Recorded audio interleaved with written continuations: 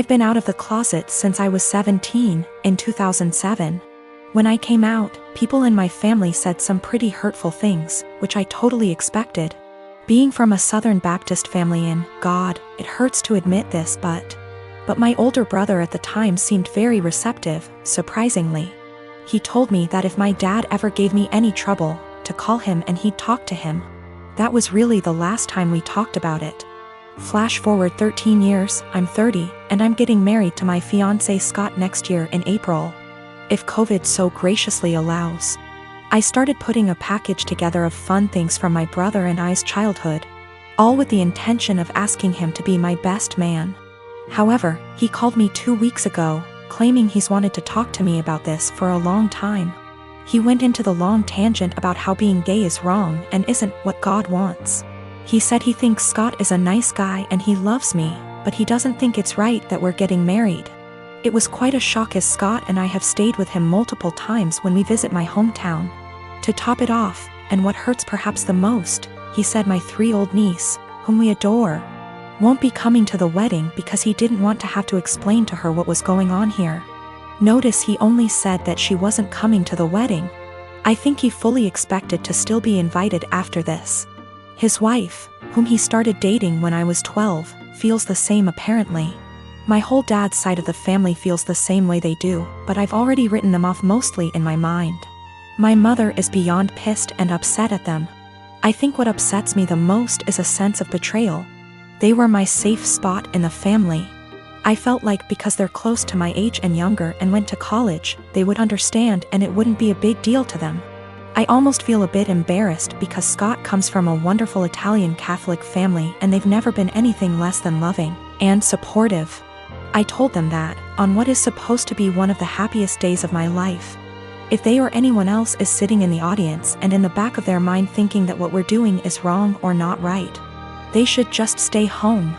I know my brother and family love me, but it feels up to a point, conditional, and limited. I told them that they learned being gay is wrong. They weren't born not liking gay people. So they can unlearn it, if they were willing. But I don't think that's going to happen. I'm 19 years old female was traveling alone on an 11-hour flight today. And a guy in his 20s year is in the same row as me. I was exhausted because I only got 4 hours of sleep before the flight so I could sleep on the plane, but this guy, we'll call him C, keeps trying to make conversation. C starts off by telling me he's autistic, and then asking me if I like K-pop, and he keeps non-stop talking and rarely gives me a chance to speak, not that I wanted to. I tried to be polite because I have ADHD and I understand how social cues are difficult, so he probably can't tell I'm not in the mood. Over the course of the next 20 minutes I tell C maybe 5 times I want to sleep and put my headphones on, and each time, C begins speaking to me after maybe 2 minutes of silence.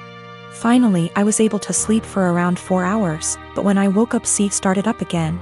I'm still really tired, and I had some personal issues the day before my flight, so I'm also socially exhausted. But I let him talk for a bit before I start watching a show on my phone. I tell him maybe 5 separate times that I'm trying to watch a show, and that I'm not interested in talking to him right now, but maybe later. C still keeps trying to talk to me, and when I snap a bit and tell him I'm getting a bit annoyed, he goes into a full-on self-hating, "I'm so sorry, I'm horrible, God, I'm just gonna shut up now," rant. And I feel bad because I should have been nicer to him, and I can understand emotions being too strong and spiraling. I tell C that it's okay, and I just want some time to myself as I'm not the chattiest person, but maybe later we can talk. I put my headphones on and watched my show, but C kept trying to speak to me, but this time I ignored him, which was honestly a shitty move from me, but I just didn't have the energy at this point to interact with him. This was the wrong move, as he moved to get out of the row and stood in the aisle and began yelling at me. I didn't catch everything he said, but it was along the lines of, "Why can't women believe not all men are bad? Some men are on your side. I'm a nice guy, why are you ignoring me?" He storms off to the bathroom, and I take that chance to ask a flight attendant if I can change my seat because he really freaked me out, and I didn't want to have a panic attack on a plane. The flight attendants were amazing and got my stuff and moved me far away from him. I feel like I'm TA because he does have autism, and I could have been more patient maybe, and ignoring him was a shit thing to do. There's this girl that lives in my uni halls. We're not roommates, but we are flatmates. We are both 19 years old. Let's name her Kaya. I met her in September when we started university and moved into halls. We're not best friends, but we are friendly. We don't really spend much time together. Over time, my friends noticed that Kaya tried to copy me in everything. It started slowly, accessories and some clothes. Nothing major. I didn't even notice until people started pointing it out to me. I have a rather distinct style and she started copying it. I don't know the style and she's free to wear what she likes, but it's the exact same copies of my outfits, which is very odd. But then, it started going further. I dyed my hair, she dyed her hair. I bought something for my room, she bought the same thing. I started chatting with a guy. She became obsessed with that guy to a point that whenever I had a male friend or guy I was interested in over, she would go out of her way to try and get their attention, coming down to the kitchen in nothing but a towel. She never used to do it, etc. And she would do anything to attract attention. Now, don't get me wrong, I couldn't care less if the guy was looking, and even if it was my boyfriend looking. I'd have a beef with him, not her, but the blatant attention-seeking behavior was just odd. I joined societies and sports, and after she found out, she joined the same ones I did. Basically, everything I do, she copies eventually. It's just really creepy, but I haven't said anything. I wouldn't even know what to say. Over the Easter break, my friend and I were at my family house, a bit drunk, and decided to test out whether Kaya really copies everything I do. I made a post on social media about shaving my head. My friend does hairdressing and she helped me out faking shaved head, and I posted a photo with shaved head. I deleted the photo few days later and forgot about this whole thing. After Easter break was over, we had uni exams and I was focusing on that. Imagine my shock when I came back and Kaya had shaved head. And she was pissed when she saw me. She started shouting how I lied to her and why would I do that. She went on and on and on, really angry. Admittedly, I ignored her and hid in my room. She sent me a text telling me that she expects me to pay for her wig as it's my fault she shaved her head. I replied that absolutely not, that it was not my fault, and she decided on her own to do that. She kept attacking me over it every time I saw her. It's been a few days since I came back from Easter break. My exams start tomorrow, and yesterday I received an email from my university asking me for a meeting over the issue. She reported me to uni over something she's done. I am genuinely confused. Was I really in the wrong? My fiancé, James, and I have been together for 3 years, planning a wedding for October 2016. A few months before we met, James bought a brand new home in a newer subdivision. We recently refinanced it and added my name. Before me, James dated a woman, Britt, for about 7 months. She's never been to this current house. From what he's told me, they broke up when he decided they weren't as compatible. The breakup was rough, to the point where he and neighbors called the police when she wouldn't leave his front yard and was screaming at 10 p.m. at night. This is all from what he and his sister have told me. I don't have a reason to not believe them.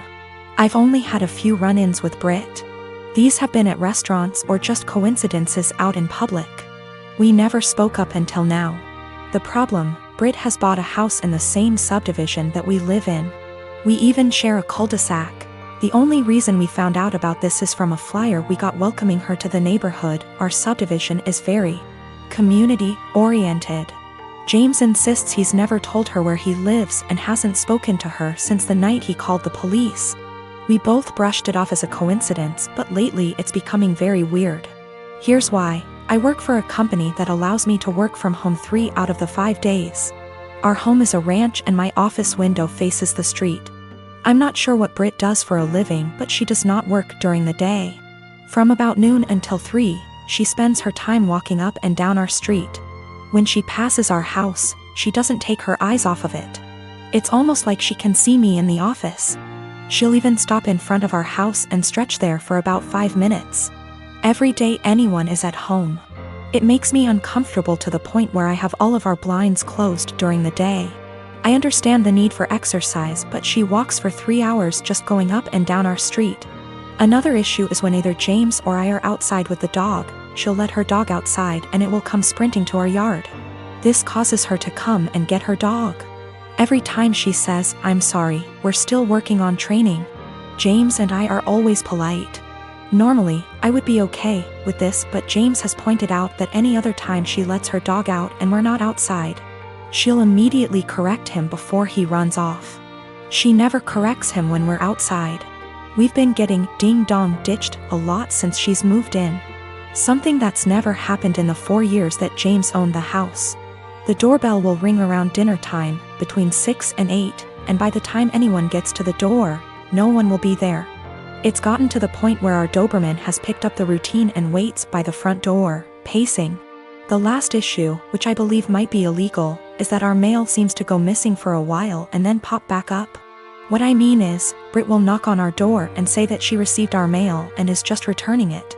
This has never happened with the previous owners in her house. We don't have a new mail carrier either. It seems to happen once a week and she'll always bring it on a Friday night. Based on the date on the envelopes, we can tell she's been holding it all week. This has pushed James over the edge because she had our water bill, which resulted in us being 2 days late on the payment. James is neurotic when it comes to paying bills.